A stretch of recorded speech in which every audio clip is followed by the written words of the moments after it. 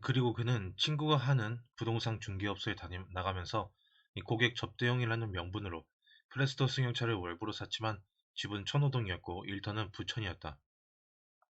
그 먼 거리를 자가용으로 출퇴근하였다는 것은 그의 처지로 볼 때 정말 어리석은 행동이었다.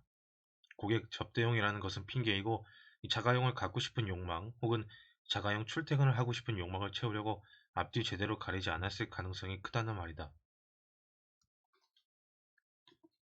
이사를 준비하지 않았던 이유는 그와 부인이 다니던 교회가 천호동 근방이었기 때문이었을 것이다. 그가 교회에서 볼 때 신실한 교인이었다면 주일 근무는 하지 않았을 것이므로 그의 고용주들은 일요 골프장에 가려고 하지 않는 그를 탐탁지 않게 여겼을 수도 있다. 나는 가난한 사람들이, 특히 가족을 책임져야 하는 사람들이 신앙 우선, 생활 나중으로 사는 것을 별로 좋게 여기지 않는다. 특정 교회에만 은혜가 있다고 믿는 태도도 기복 신앙과 다를 바 없다.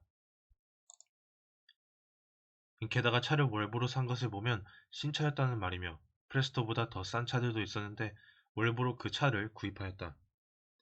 보증금 50만 원, 월세 9만 원짜리 사글세 집에서 사는 처지에 도대체 어디서 그런 배짱이 생겼을까? 여기서 나는 모방 심리를 본다. 그리고 자동차 구입으로 인하여 당연히 운영비, 보험료 등으로 돈이 나갔을 것이다. 공인중개사 자격증이 있는 것도 아니었고 그 업계를 잘 알지도 못하면서 그저 친구가 한다니까 같은 일에 뛰어든 건 역시 무모하기 짝이 없다. 나는 그가 일을 나는 그가 그 일을 위하여 도대체 얼마나 준비했었는지 의심스럽다. 1990년은 이미 산업계에서 3D 업종 전체에 대한 근로 기피 현상이 나타나 일당 3, 4만 원에도 사람을 구하기 힘들었던 시기였다. 이 정부에서 국군의 날과 한글날을 공휴일에서 제외하자 한국 노총에서 대정부 규탄 집회를 잇따라 개최하면서 총파업을 하겠다고 공개적으로 선언했던 시기도 그 해였다.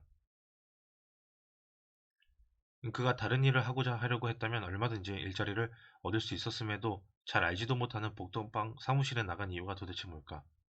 이 돈도 잘 벌고 편해 보였기 때문 아닐까?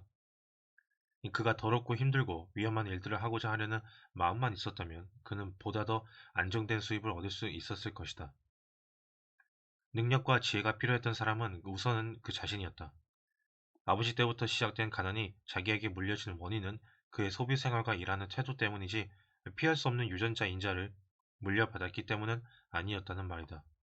때문에 나는 그를 착하고 성량한 사람으로 여기기보다는 자기 분수를 모르고 소비 생활을 제대로 통제하지도 않으면서도 자기 자신은 열심히 살고 있다고 생각하며 스스로 절망을 초대한 사람이었을 가능성이 더 크다고 본다.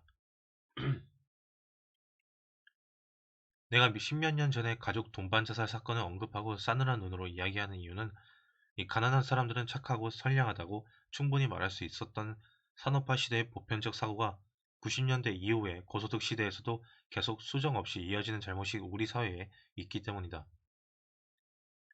고소득 시대의 가난한 사람들에 대한 진실을 그렇게 감성적으로 왜곡시킨 최대 원인 제공자들은 일부 기자, 교수, 방송 작가, 소설가 등 먹물들이다. 그들은 우리 사회의 가난한 빈민들이 얼마나 불쌍하고 가난한지를 비극적으로 설명하면서 착한 사람들로 묘사하는데 여전히 익숙하다. 음, 말이 너무 지나치지 않느냐고? 알았다. 하지만 흥분하지 말고 가까운 지방자치단체를 찾아가 사회복지사들에게 빈민층에 대한 그들의 솔직한 의견을 들어보아라. 그들은 빈민층을 누구보다도 자주 접하는 사람들이다. 내가 개인적으로 아는 사회복지사들은 공통적으로 이렇게 말한다. 이 빈민층을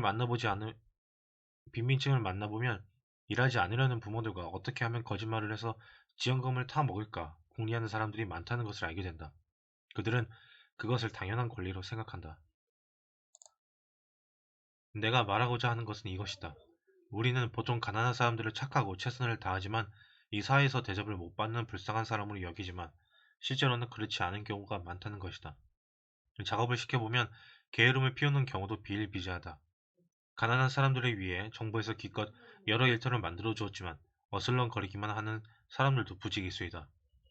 몇 년 전 세화 섬유의 곽태환 사장은 일할 사람을 구하고자 노숙자 수용소까지 가보았으나 한 달 100만 원 버는 것이 양이 차지 않을 만큼 배부른 사람들이 너무 많다고까지 했다. 이 가난한 자의 게으름이나 나태함은 누구도 비난하려고 하지 않는다.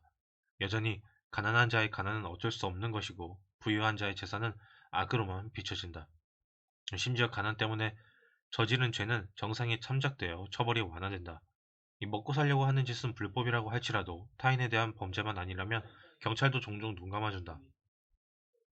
가난이 죄지. 내가 무슨 죄인이냐. 이 가난한 것도 서러워 죽겠는데 사람까지 괄시하고 무시하는 거냐. 고 꺼이꺼이 목 놓아 울게 되면 그 누구도 말을 못하게 된다. 이 가난은 죄가 아니기에 가난한 사람들은 어거지를 써도 용납하는 것이 고소득 시대를 살고 있는 우리네 국민 정서라는 말이다. 행여나 그런 생각을 외국인들에게는 말하지 말라. 이 가난 때문에 죄를 지었으니 형을 감면하여 줘야 한다고 생각하는 나라가 이 세상에는 많지 않다. 오히려 스위스처럼 가난하게 사는 것 자체를 죄라고 여기는 사람들이 있음을 기억하라. 위의 글을 쓴 이후 가끔씩 위의 내용을 악마의 분석이라고 하거나 내 심장은 얼음처럼 차가울 것이라고 힐난하는 메일을 받곤 했다. 내가 답변을 보낸 적이 전혀 없기에 여기서 공개 답변을 적는다. 내 심장은 뜨겁지만 내 머리는 종종 드라이아스보다 더 차갑다.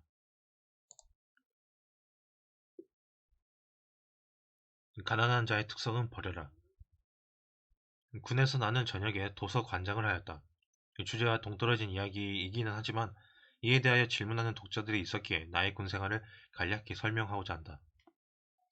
가난했던 나는 고교 졸업 후 이민을 염두에 두고 자동차 정비학원을 잠시 다닌 뒤 공군의 기술병으로 지원 입대하였다.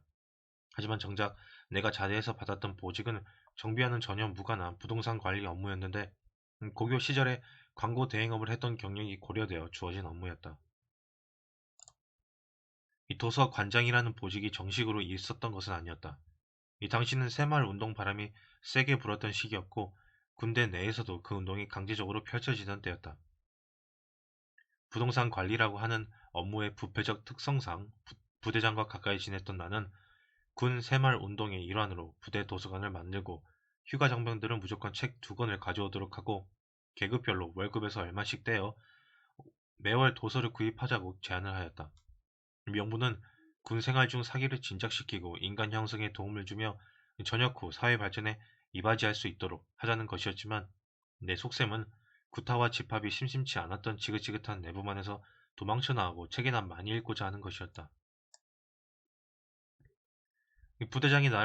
부대장이 볼 때 나의 제안은 자신의 새마을운동 실천 실적으로 올라갈 수 있는 것이기도 하였다. 결국 나는 내가 바라던 대로 저녁에는 도서관 관장이 되었고 이 도서관 당직이라는 핑계로 조무해도 불참한 채 도서관 내 야전 침대에서 혼자 밤늦도록 책을 읽었다. 주로 읽은 것들은 현대소설과 실용서적들이었고 무협지 등은 거의 읽지 않았다. 제대 후에는 그 당시 가장 컸던 종로서적 센터와 도서관에서 책을 보았다. 성공에 대한 책들도 많이 읽었지만 실전 노하우는 하나도 없고 희망을 갖고 적극적 사고 방식으로 열심히 살아라 는 뜬구름 잡기들이었기에 읽을수록 실망이 컸다. 오히려 빈민들에 대한 책과 논문들이 손에 먼저 잡혔다. 하지만 가난을 묘사한 대부분의 소설가, 작가가 측은한 눈으로 묘사하기 때문에 이 가난의 현상만을 엿볼 수 있었다. 보다도 구체적인 내용들은 논문이나 연구보고서에서 얻을 수 있었는데 그렇게 해서 나는 달동네에서 파는 요구르트는 이름도 못 들어본 회사의 것이지만 부자 동네에서 파는 유명 요구르트보다도 더 비싸고 품질은 더 떨어진다는 것도 알고 있었고 어떻게 행동하면 가난의 굴레에 빠져 들어가는지도 어렴풋이나마 배웠다. 서울역 앞 588 창녀촌으로 유명하였던 양동의 쪽방에서 잠시 살아본 경험도 개인적으로는 큰 배움이었다.